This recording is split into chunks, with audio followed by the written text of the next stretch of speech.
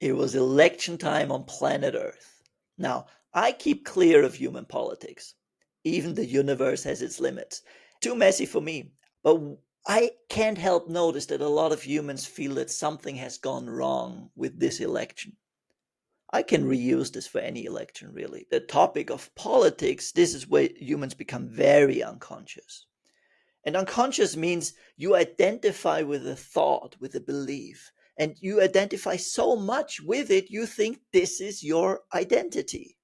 This is who I am. And if I am that, there are lots of others who are not like that. And it creates conflict.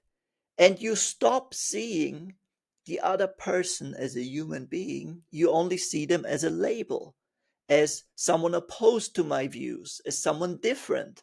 And if the only thing you get from this, look beyond what someone believes, look beyond the things they identify with.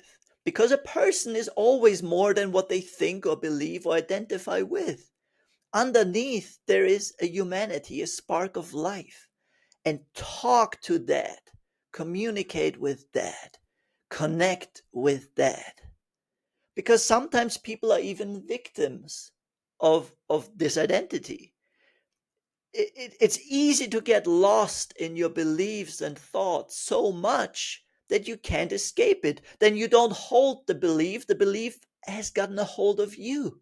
It's like a virus in your mind, and you are not able to connect with other people. You're not able to see the world for what it is. You just see it through that lens.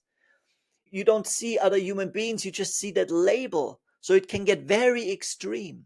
And the best thing you can do is to be able to see beyond that.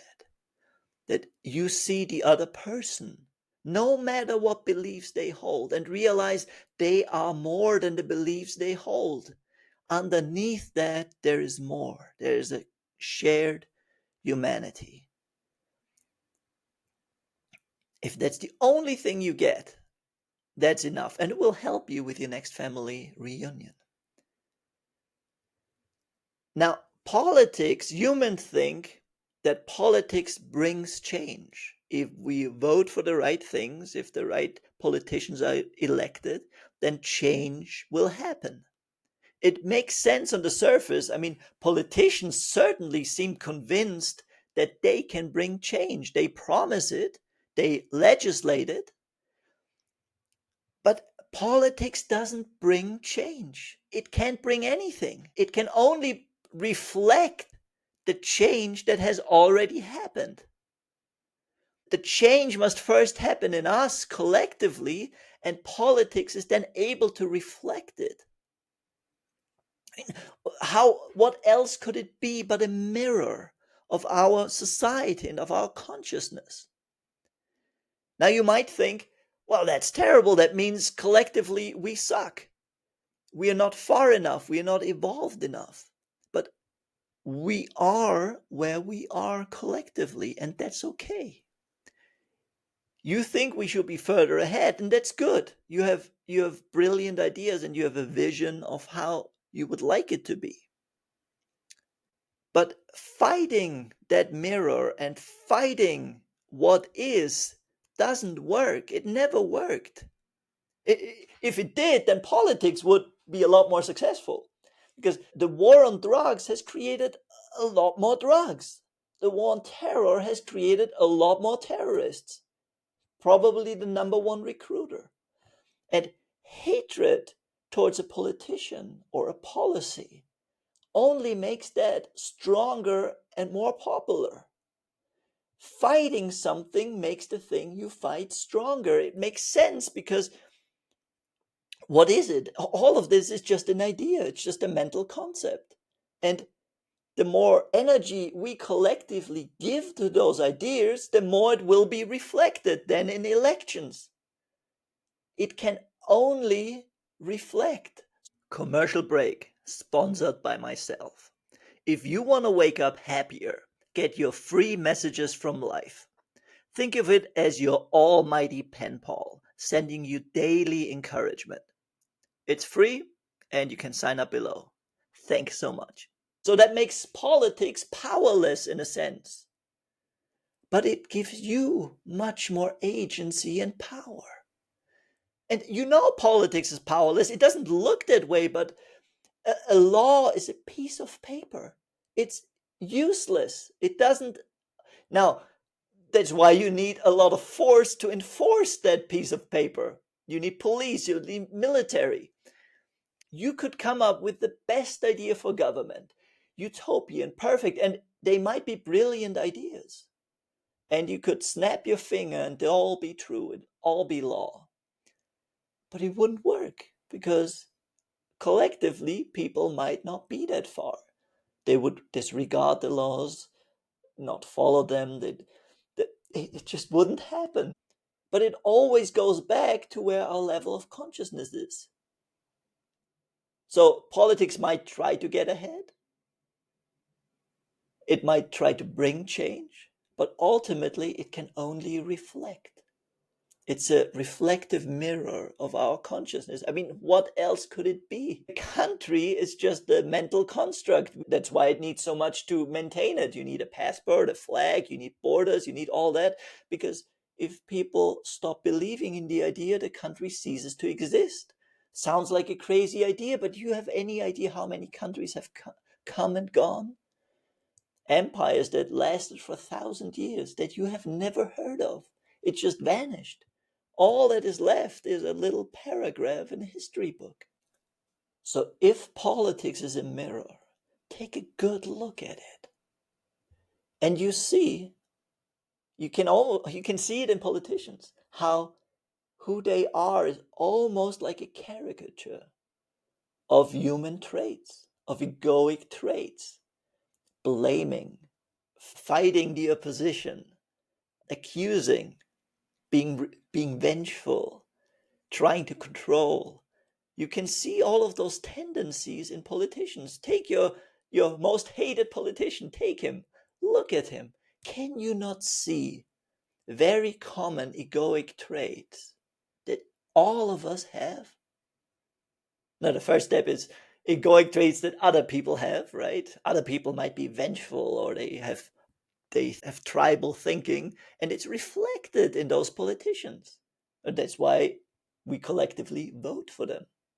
Then go a step further and realize even the politician you hate the most, there is something about him in you, there's similar tendencies. You might have them evolved a bit beyond it, or you've got them under control, or but it's still there. So instead of looking at politicians and policies and government and saying this is terrible, realize it reflects where we currently are. And it couldn't be any other way. Now, many people then think, well, then humanity sucks. It's terrible. We've not gone far. We've not gone far enough. There's not change. But if you lived in your own country 100 years ago, you wouldn't recognize the place. You would feel like an alien, like a stranger, and you would think, who are those people? You wouldn't feel at home because you've evolved beyond that. Look at anything from gay rights to women's rights to anything we've accomplished in the last decades and realize that the incredibly short period of time this consciousness has existed. These laws that are a reflection of our evolution, they exist such a short time ago, like a couple of decades at most, which is a sign of how much we've grown because none of this existed 100 years ago. We are growing, not at the pace we might like. But even that, even the election of someone you dislike and you feel is a step backward, is a step forward if you use it in the right way. If you judge it, hate it, and say it shouldn't have happened and it shouldn't be there, then you only add to the consciousness of, you add to that consciousness you don't like. But if you look at it and say, This is where we are, but I would like to go beyond. The first thing you have to do is stop fighting what is. Because no matter how much your government screws up, no matter how justified you are in disliking a politician, you cannot push against that politician without being out of harmony with life. Life doesn't push against anything, life doesn't condemn or judge. And you can feel it in your own body. It doesn't feel good. You feel terrible when you judge and criticize. And when you judge and criticize, you're on that level and you can't add anything to the world. You can't bring positive change as long as you're fighting what you don't want. So if politics is a mirror, let it be a mirror and realize, what is it reflecting? You, your neighbor, your family, society as a collective. And realize you get to vote every day. You get to make a choice. How you show up in the world is the most important vote you could cast. Every thought, every act of kindness, every act of compassion is a vote for the society you want to see, for the world you want to live in. So, whether you are happy or unhappy with the election results, as with any situation in life, you can use the situation to become more conscious or slip into more unconsciousness. What are you using this election for? Are you becoming more conscious and bringing more change into the world, of more of what you want to see? Because all these choices add up. I mean, lots of people voted or didn't vote or voted for the other party, but it's the way it's supposed to be. It couldn't have been any other way. Every person did what their level of consciousness was. And you don't change anyone's consciousness by condemning the choices they've made or by telling them they're wrong. You can bring change by being a powerful example of the world you want to see, and you get to cast that vote every single day of how you show up, of how you interact, of how you talk to people. And that is using a situation in life to become more conscious, or you become more unconscious by condemning your politicians, your government, and the people who voted for them. You get to make that choice. And that is the true election, the true vote you get to cast every single day of your life. Now go out there and vote by consciously deciding of how you're going to show up in this world. Wait, before you go, I gave you free will, so I can't force you. But I'd really appreciate it if you hit the subscribe button and that little bell. And thank you for watching.